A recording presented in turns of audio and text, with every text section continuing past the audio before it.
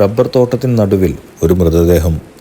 തെളിവുകളുടെ അഭാവത്തിൽ കുഴഞ്ഞു പോകുമായിരുന്ന കേസിൽ മണിക്കൂറുകൾക്കകം തന്നെ പോലീസ് പ്രതിയെ പിടിക്കുന്നു. പുതിയൊരു കഥയിലേക്ക് എല്ലാവർക്കും സ്വാഗതം.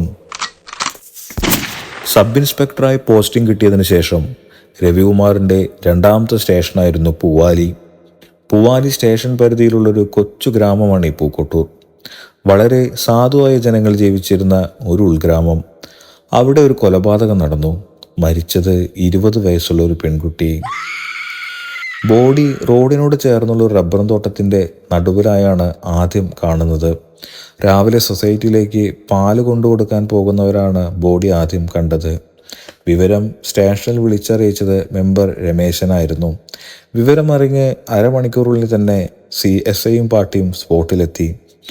ചെറിയൊരു ഗ്രാമമായതുകൊണ്ട് തന്നെ എല്ലാവർക്കും പരസ്പരം അങ്ങോട്ടും ഇങ്ങോട്ടും ഒക്കെ അറിയാം. അതുകൊണ്ട് മരിച്ച പെൺകുട്ടിയെ പെട്ടെന്ന് തന്നെ എല്ലാവരും തിരിച്ചറിഞ്ഞു. ചായക്കട നടത്തുന്ന മാധവൻ്റെ മകൾ സൗമ്യയാണ് കൊല്ലപ്പെട്ടിരിക്കുന്നത്.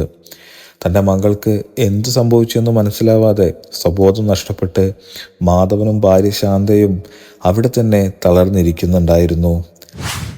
ബോഡി കിടക്കുന്നതിനരികിൽ തന്നെ തുണി നിറച്ചൊരു തോൾ ബാഗും ഉണ്ടായിരുന്നു. എങ്ങോട്ടോ യാത്ര പോകുന്ന രീതിയിൽ നല്ല വസ്ത്രം ധരിച്ചായിരുന്നു ബോഡി കിടന്നിരുന്നത്. സർക്കിൾ ഇൻസ്പെക്ടർ ലീവിലായതുകൊണ്ട് തന്നെ കേസിൻ്റെ അന്വേഷണം SIയോട് ഏറ്റെടുക്കാൻ മുകളിൽ നിന്ന് അറിയിപ്പ് കിട്ടി. അതിനെ തുടർന്ന് ഇൻക്വസ്റ്റ് നടപടികൾ കഴിഞ്ഞതിന് ശേഷം പോസ്റ്റ്മോർട്ടത്തിനായി ബോഡി ജില്ലാ ഹോസ്പിറ്റലിലേക്ക് മാറ്റി. പോസ്റ്റ്മോർട്ടം റിപ്പോർട്ടിൽ മരണകാരണം കഴുത്തിൽ തുണിയോ മറ്റോ മുറുക്കി ശ്വാസം മുട്ടിച്ചതാണെന്ന് മനസ്സിലായി. പീഡന ശ്രമം നടന്നിട്ടില്ല. കൊല്ലപ്പെട്ട സൗമ്യയുടെ വീട്ടിൽ നിന്ന് സൗമ്യ എഴുതിയതെന്ന് കരുതുന്ന ഒരു കത്തും കിട്ടി. അതിൻ്റെ ഉള്ളടക്കം ഇതായിരുന്നു: ഞാൻ എനിക്ക് ഇഷ്ടമുള്ള ആളുടെ കൂടെ നാട് വിട്ടുപോകുന്നു. എന്നെ ആരും അന്വേഷിക്കേണ്ട. അതോടുകൂടി സൗമ്യയുടെ കൊലപാതകി സൗമ്യയുടെ കാമുകനാകാം എന്നൊരു നിഗമനത്തിൽ അന്വേഷണ സംഘം എത്തി. എന്നാൽ നാട്ടുകാർക്കും വീട്ടുകാർക്കും കൂട്ടുകാർക്കും ആർക്കും അറിയാത്ത ഈ കാമുകൻ ആരാണ് എന്നത് വലിയൊരു ചോദ്യമായി മാറി.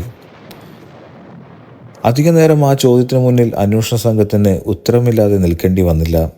എല്ലാം അരിച്ചു പൊറുക്കുന്നതിനിടയിലാണ് ഇൻക്വസ്റ്റ് റിപ്പോർട്ടിൽ റബ്ബർ തോട്ടത്തിന് പുറത്ത് റോഡിനോട് ചേർന്നുള്ള മൺഭാഗത്ത് പതിഞ്ഞൊരു ടയർ പാടുകൾ ശ്രദ്ധിക്കപ്പെടുന്നത്.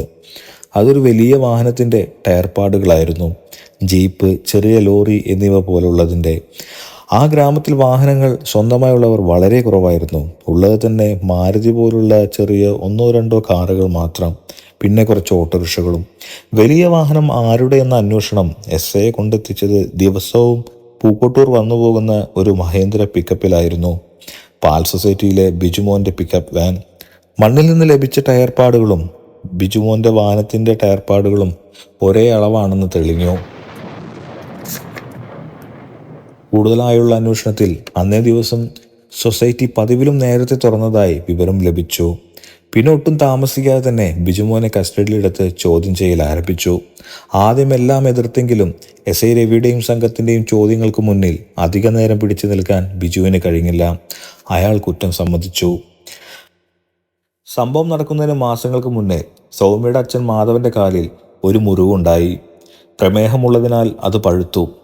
ആ കാല് വെച്ച് നടക്കാൻ കഴിയാത്തതിനാൽ വീട്ടിൽ പശുക്കളുണ്ടായിരുന്ന മാധവൻ പാൽ സൊസൈറ്റിയിലേക്ക് കൊടുത്തുവിട്ടിരുന്നത് സൗമ്യയുടെ കയ്യിലായിരുന്നു. അങ്ങനെയാണ് സൗമ്യയും ബിജുവും ആദ്യമായി കാണുന്നത്. തുടക്കത്തിലെ ചെറിയ പരിചയം പിന്നെ പ്രണയമായി മാറി. നാടും വീടും വീട്ടുകാരും ആരും ഒന്നും അറിഞ്ഞില്ല. മോശമല്ലാത്ത സാമ്പത്തികമുള്ള ആളായിരുന്നു മാധവൻ. എന്നാൽ ബിജുവിന് ഒട്ടേറെ സാമ്പത്തിക പ്രശ്നങ്ങൾ ഉണ്ടായിരുന്നു. ബിജുവിൻ്റെ പദ്ധതി പ്രകാരമാണ് അവർ നാട് വിടുവാൻ തീരുമാനിച്ചത്. വീട് വിട്ടു വരുമ്പോൾ സൗമ്യയുടെ കല്യാണത്തിന് വേണ്ടി മാധവൻ കരുതി വെച്ചിരുന്ന സ്വർണവും കയ്യിൽ കിട്ടുന്ന പണവും എല്ലാം എടുത്തു വരാൻ സൗമ്യയെ ബിജു ചട്ടം കെട്ടി. പക്ഷേ സൗമ്യയ്ക്ക് അതെടുക്കാൻ സാധിച്ചില്ല. ആ ദേഷ്യത്തിൽ തൻ്റെ പദ്ധതികളെല്ലാം തകർന്നു എന്ന് മനസ്സിലായപ്പോൾ അയാൾ തലയിൽ കെട്ടിയിരുന്ന നീളം തോർത്തുകൊണ്ട് സൗമ്യയുടെ കഴുത്തിൽ കുരുക്കി ശ്വാസം മുട്ടിച്ചു കൊന്നു. എന്നിട്ട് ഒന്നും അറിയാത്ത ഭാവത്തിൽ എന്നത്തെ പോലെ സൊസൈറ്റി തുറന്നു. ആളുകളോട് സാധാരണത്തെ പോലെ പെരുമാറി. പക്ഷേ സ്വന്തം വാഹനത്തിൻ്റെ ടയർപ്പാടുകൾ അയാളെ ചതിച്ചു. സബ് ഇൻസ്പെക്ടർ രവികുമാറിൻ്റെ പുതിയ കുറ്റാന്വേഷണ കഥകളുമായി അടുത്ത വീഡിയോയിൽ കാണാം. പുതിയ കഥകൾക്ക് വേണ്ടി എല്ലാവരും സബ്സ്ക്രൈബ് ചെയ്യുക. Thank you.